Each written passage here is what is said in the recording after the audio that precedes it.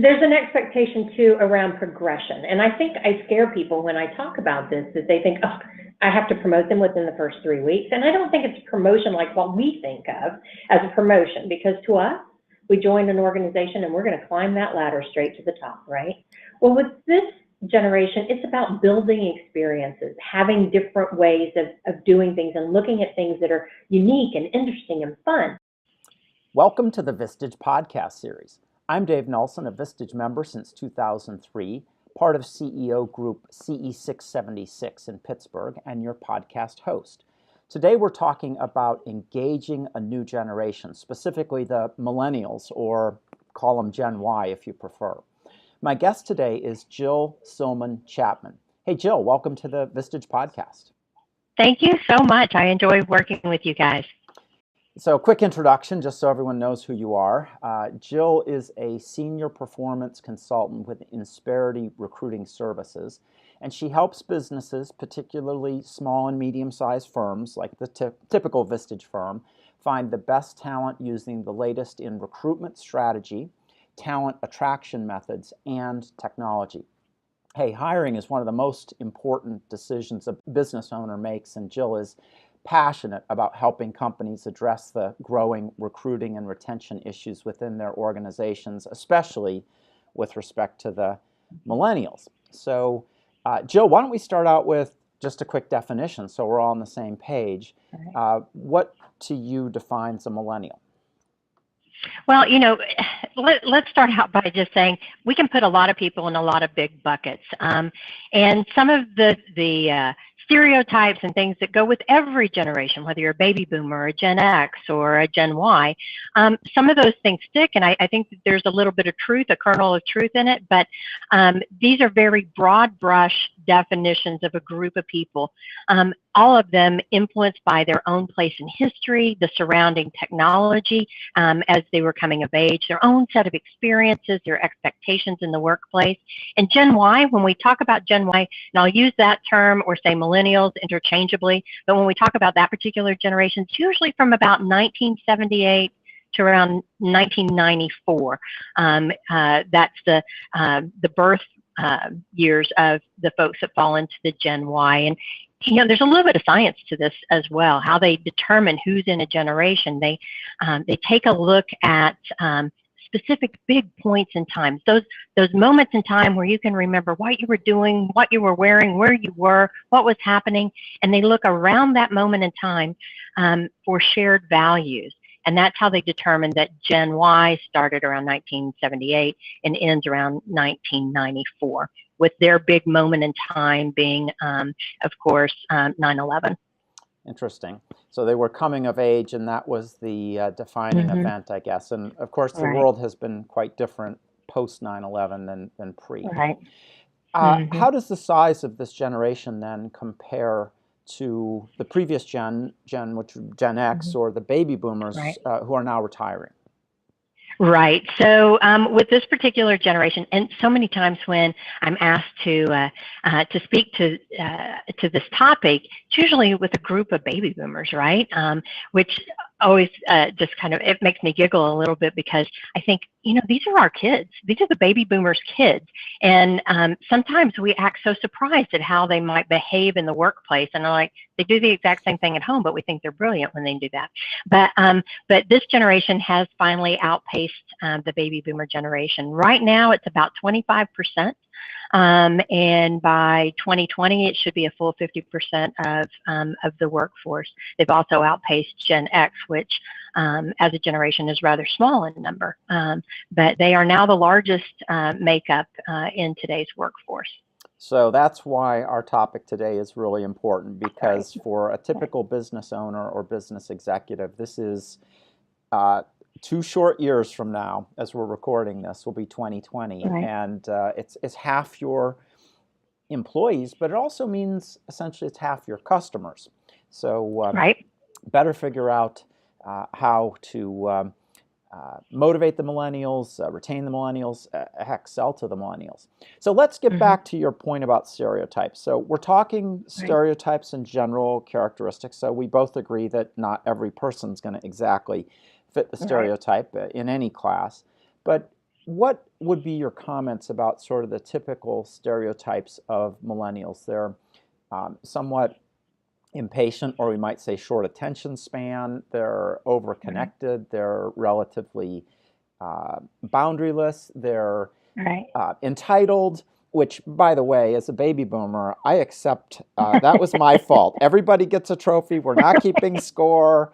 So I think we Right. can put some of the blame for the great self-esteem, but entitlement. I don't know. Which Right. of those stereotypes really fit, and how do we use that?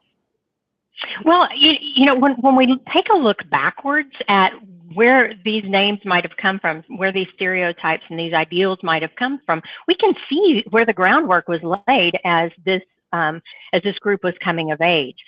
Some of the things that we want to complain about, I do think are, kind of go with the age, right? Like some behavior, some attributes, those can be explained away by age and just relative lack of responsibilities, I suppose. And things change as we age, but I think if we dismiss these issues entirely on that basis, that's going to be a mistake. But I do think that people, when they want to hang a definition or some characteristics on this group, some of the things, the impatience. But just think about how this group has grown up. They've had access to technology, would put knowledge and information at their fingertips. They grew up in a society in which credit has been very easy to attain. So if you want something, you just go get it, right? And stores are open 24 hours a day, 7 days a week. If the store's not open, if the brick and mortar's not open, then you have the online. So we can push a button and get things. And now, like with Amazon doing the Prime delivery so quickly, you can understand where that impatience comes from. Back in the day, we used to have to wait until we saved our money to be able to purchase something. Now you can just go out and get it if you want it, right? So when you talk about impatience, it's something that is just an expectation at this point because, coming of age, this was their life. And if you want to talk about that whole overconnectedness, well, this generation's use of technology is what clearly sets them apart. They have just a real affinity with the digital world, the smartphones, the laptops, social media, all that is the norm. And so, they're very technologically savvy, and that's their chosen means of communication because it's just a very different world that they grew up in. This is really the first generation that's going to enter the workplace with a better grasp of a key business tool like their computers and their phones, then they're more senior workers. The rest of us kind of came into the workplace and started to learn the tools of the workplace.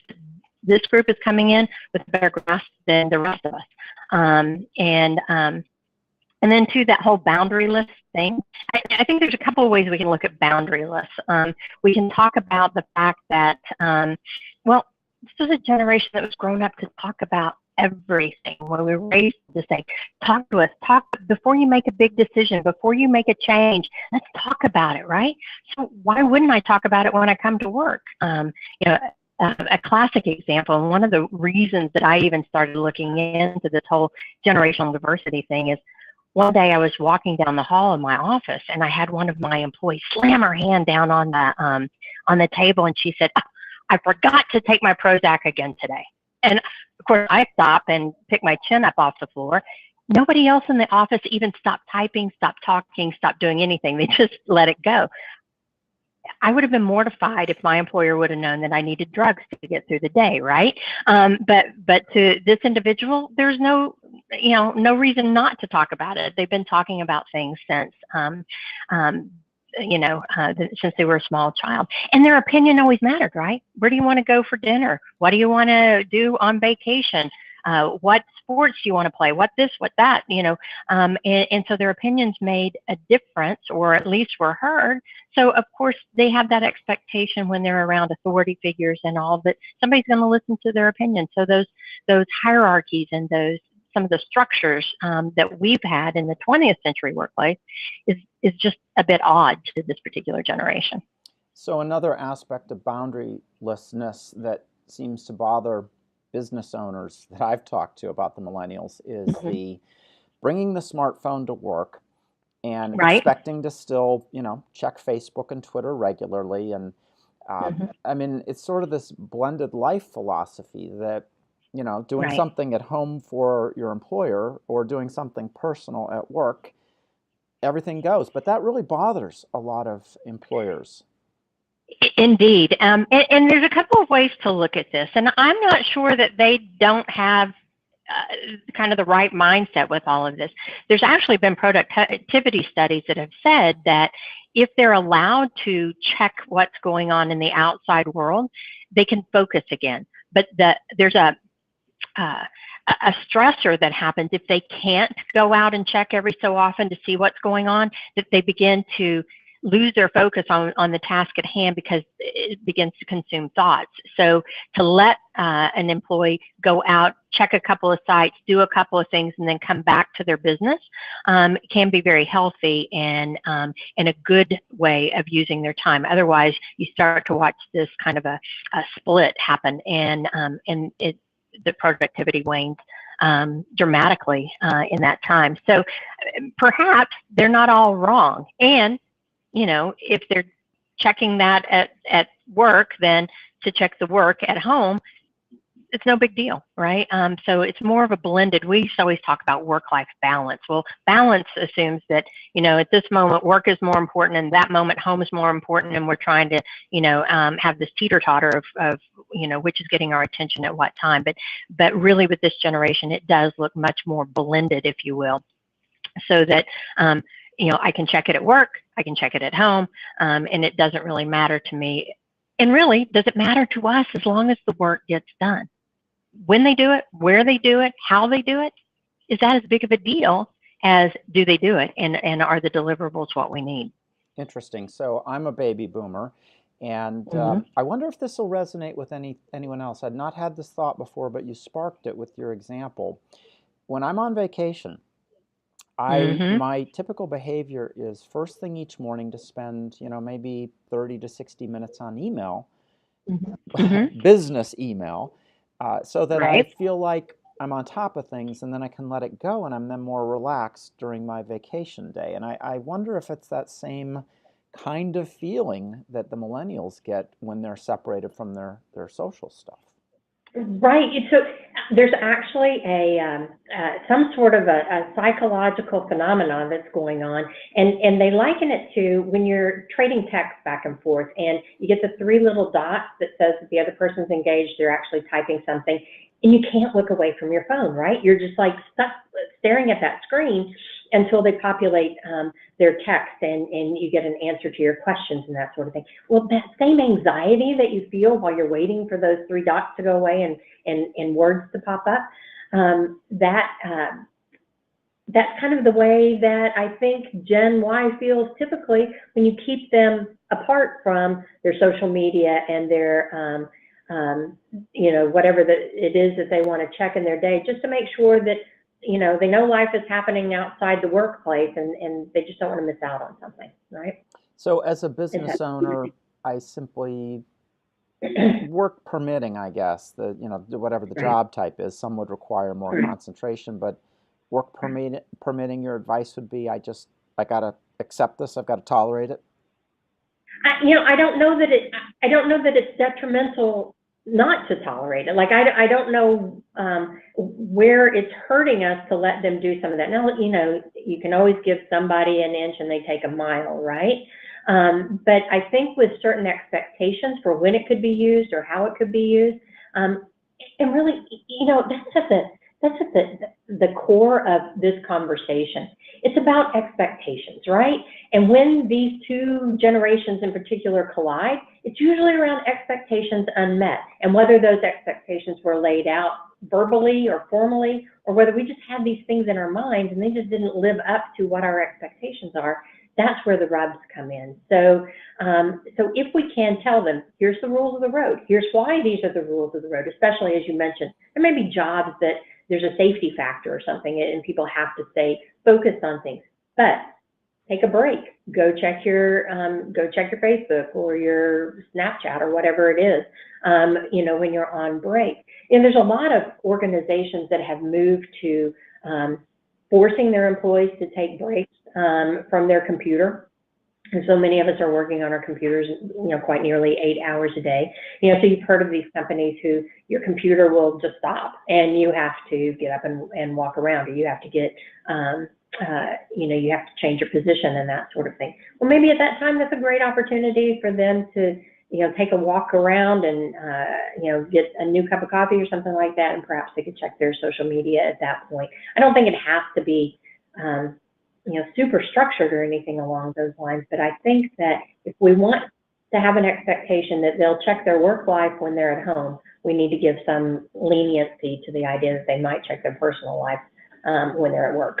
Well, and I think you made a compelling point earlier that, should I as a business owner really care about exactly how they do it, as long as they achieve the results? And so maybe that's Right. what it comes down to. If they're getting the results, then I just gotta let that go.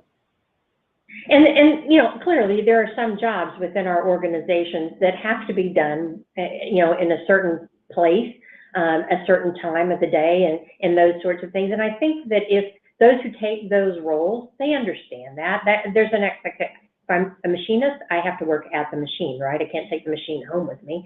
But typically those who are more attracted to those jobs, they may not be in the same boat as this group that we tend to talk about the most. But I think with this generation, you're going to see some of those expectations that we had and some of the ways that we worked just a few years ago are going to change.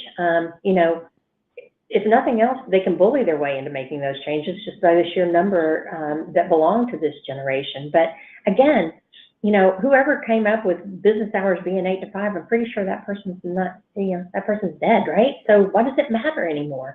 And I've heard a quote many, many times, but work is what you do, not where you go, right? And so I think our work is going to be much more around KPIs and those sorts of things. And as long as we're holding up our end of the bargain as an employee, what does it matter when we do it or where we do it or how we get it done? Good points. So how do we attract the best of these young employees? And specifically, it seems, back to stereotypes, that they care a lot more than previous generations about, sort of like, what's the purpose here? What's the impact I'm making on the planet, on humanity? What are your thoughts Right. about purpose? And frankly, I think all employees value working on something that has purpose, but the millennials are just a little bit more out there. Right. And I think you're absolutely right. We all want to feel like we're making a difference, right? That we're doing something that has meaning. So from an attraction standpoint, I think for employers is to be able to demonstrate in the branding messaging and in the recruiting and the onboarding of these individuals exactly what that role does do, to make a difference for the organization and to make a difference, for the greater good or the world outside.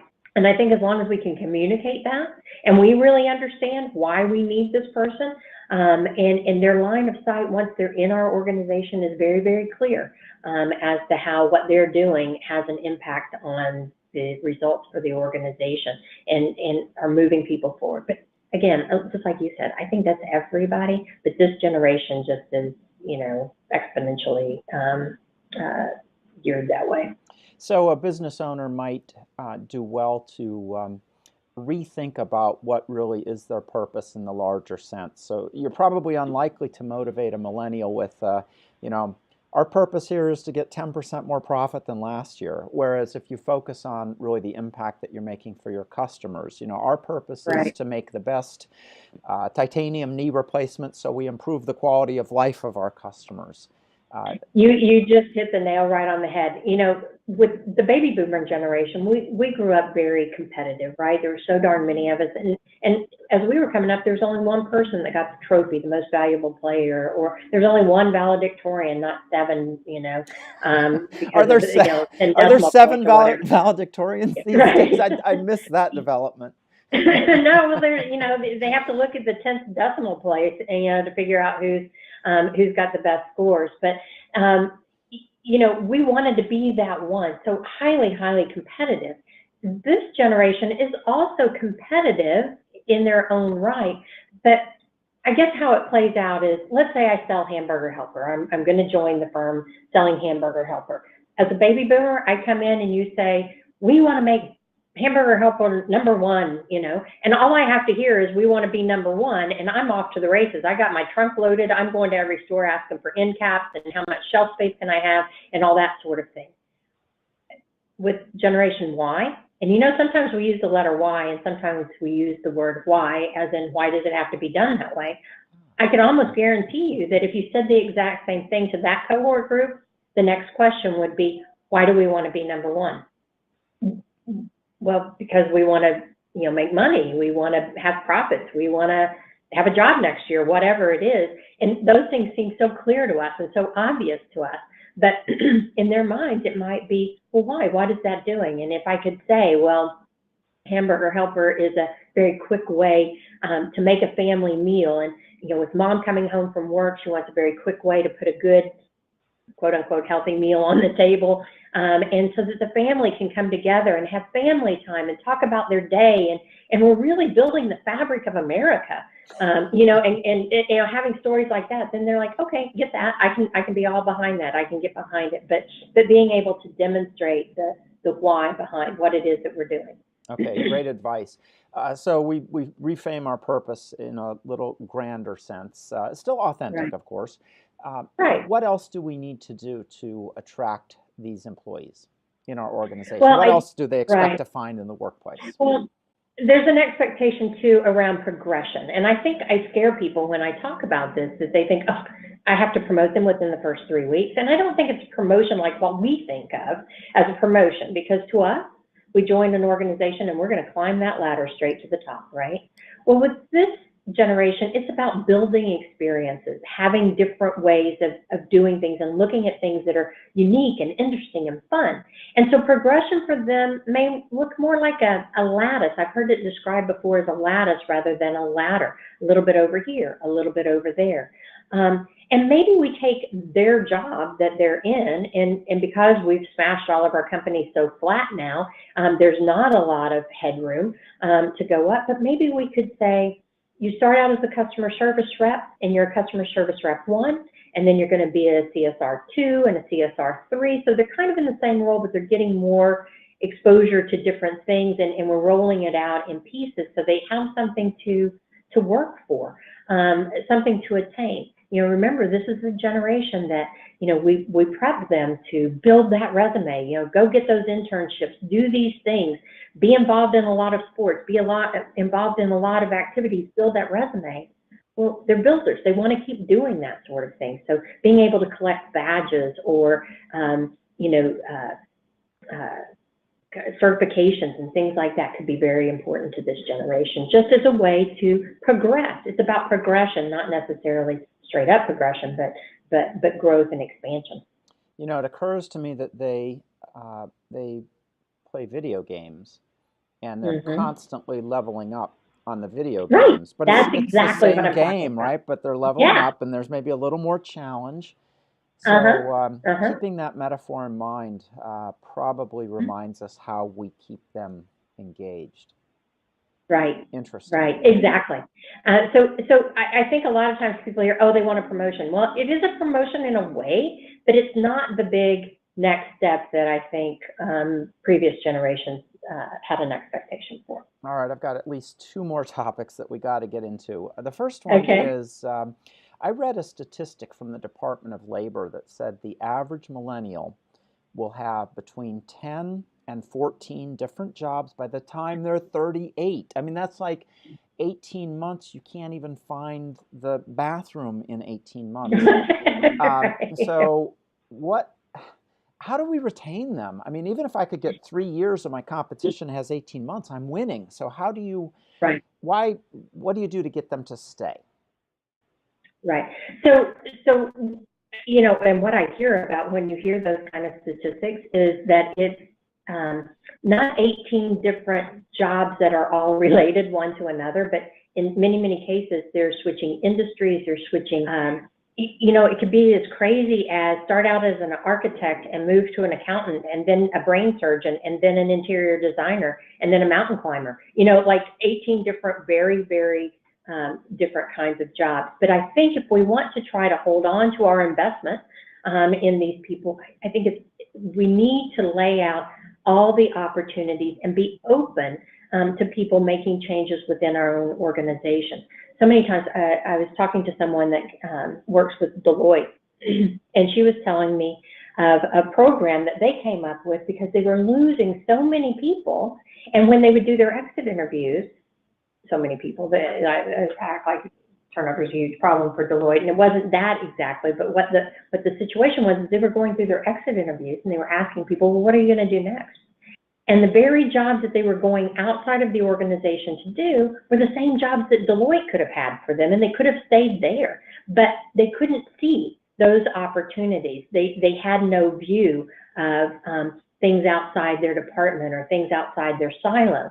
So I think it's very, very important to us to be able to keep these folks, keep them engaged and interested, but showing them all the possibilities. And those possibilities may look very different than what we had expected as we were growing up through our own organizations. But somebody's in marketing and maybe they do want to try payroll for a minute, or maybe they want to try their hand at you know, manufacturing, who knows? But to have those opportunities available and not look askance at someone when they say that I want to try something a little bit different.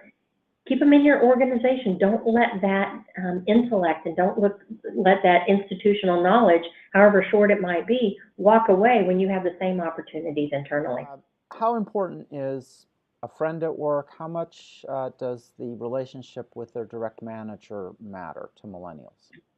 Relationships are huge with this particular generation. You know, I can remember being coached when I moved into management roles to say, no, you can't have friends, you know, you don't want to be friends with your employees, you know, because you might have to let them go or something. And that was the way we were all coached up. But with this generation, and the fact that, remember we talked about that boundarylessness, that they, you know, personal morphs into work and work morphs into personal, guess what? Probably going to happen with their relationships as well. That some of those folks that are, you know, at work are going to show up in their personal lives as well. So relationships are very much going to matter. You know, a lot of us as organizations talk about mentoring or coaching, you know, younger employees within our organization, but the statistics are woeful at the job that we're doing with that sort of thing. And I do think that this generation expects a lot of feedback. And needs that kind of mentor or coach, and is really looking for that within their workplace. So they want to take it, it's a different kind of a role between the boss or the manager, if you will, and the employee. It's one more of coaching, not managing, like we might have thought before. Excellent. Okay, the other issue that I'm dying to talk about is, again, working from the stereotypes. The millennials show up and they're very globally connected. They can find almost anything on the web instantly, so they can learn really fast. They're technological, but they're texting. They don't make eye contact. They can't communicate. I mean, this is the stereotype. Is it true? And if it is true, what do we do about it? Right. Well, I think that's their natural go-to, right? Just like my natural go-to would be get up from my chair and walk down the hall and talk to somebody face to face. It's just that's just the way we came up. And if we have to act differently, we need to understand why. So again, with the generation Y, but I do believe that once we lay down those expectations, that a conversation about, let's say, if you're going to call in sick, I want you to call because I want to hear that you're coughing and that you barely have a voice. If you're going to be late, maybe a text is okay. You know, flat tire, getting it fixed on the side of the road, whatever. Maybe a text is okay in that thing. You're going to quit, I need you to come in and actually talk to me, right? Like we need to have face-to-face communication for something like that. But I think as long as we can lay down some expectations and the why behind why we need to communicate in this way or that way, based on whatever information it is that we're trying to communicate, I think that can go a long way to pulling this generation into our world, and maybe opening us up to say, yeah, do we have to have a meeting? I don't know that that's as necessary as it once was, right?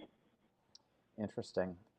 Uh, we've covered a lot of good ground, and one of the things that's really sticking with me is calling them Generation Y and remembering that they care about the why, and so we've got to bring that. That's really great. Is there any particular topic or question that I didn't ask you today that you feel we need to make sure that our business owner, business executive audience really understands with respect to the millennials?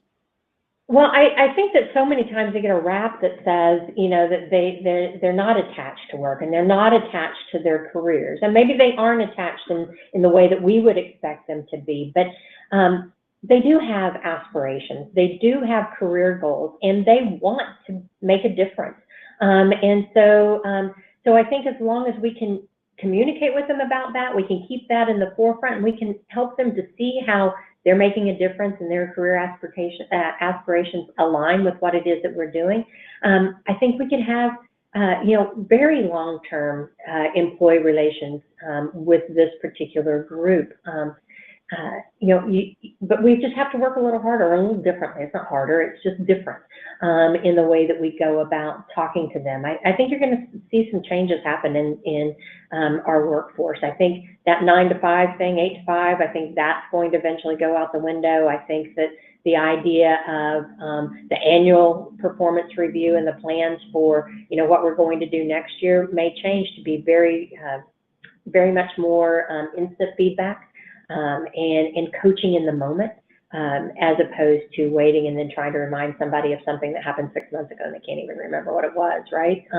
So I don't think that if we want to pigeonhole this particular generation as much more interested in things outside of work, I don't think that that's exactly true, but I do think that they're very individually focused on what their career goals are going to be, and we have to be able to help them build that bridge to understand that their individual goals could work and align very nicely with our own organizational goals. You also reminded me that the technology is going to change here. I spend a lot of my time on communication technology, and one of the tools that I'm seeing start to pervade the workplace, really because of the millennials and how they grew up texting, the tool is called Slack. SLACK. Right. It's the collaboration software, right? It's a collaboration platform. Yeah, searchable log of all communications and knowledge. It's a closed employee texting document sharing tool.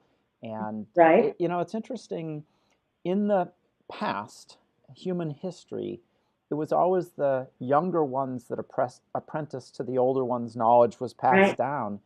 And we actually have a super smart generation coming into the workforce that the millennials, they can teach the Gen Xers and the baby boomers something. So I think we need to, your lattice idea earlier, we need to make that learning go both ways. Right. Yeah, it's not like we have all the answers and they just need to sit there and try to glean from us. I think there's a lot that we can do. Actually, I think baby boomers are the generation that's going to change the most, because I think as we watch some things happen, we go, hey, that's a pretty good idea. Why didn't I think of that? But I think we're the ones that are going to make the greatest changes in how we approach the workplace, because some of the ideals that this generation and Gen X as well have brought to the table, and some of the things that they want to do. So it's a dynamic time, and nobody's right, nobody's wrong. We're all just we look at things a little bit differently. So if we can harness all of that and take the best and try to mitigate the not so good, I think we've got a recipe for fantastic success. Excellent. Well, on that note, let's wrap it up. Jill Silman Chapman of Insperity, thank you so much for joining us on the podcast very today. Welcome. I could talk about this all day long. Indeed, I'm sure we could go another hour, but we don't want to drive off our audience with too much content all at once. Everybody's in a busy world. If you're interested in following up with Jill Silman Chapman, please reach out to her at Insperity Recruiting Services, 855-677-0402, or email at jill.chapman@insperity.com. That's jill.chapman INSPERITY.com. All right, folks, if you're interested in learning more about Vistage, please check out Vistage.com. It's a great way to take your business to the next level. Thank you for listening to this episode of the Vistage podcast series. We'll see you next time.